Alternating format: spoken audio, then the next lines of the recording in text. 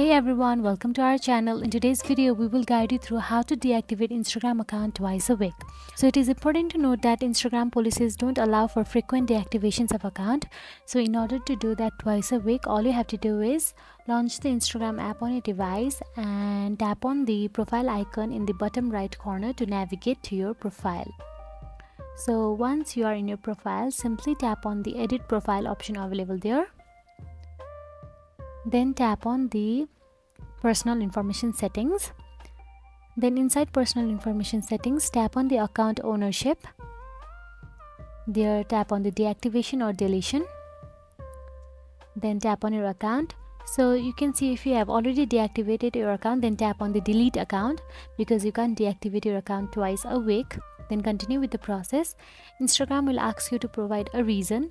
Simply tap on the any reason you want to. After that, enter your password, and after entering your password, your account will be temporarily deleted and you can log into your account within 1 month or 2 months and it will be back again. So that's it guys. If you found this video helpful, please like, share and subscribe our channel, and thank you so much for watching.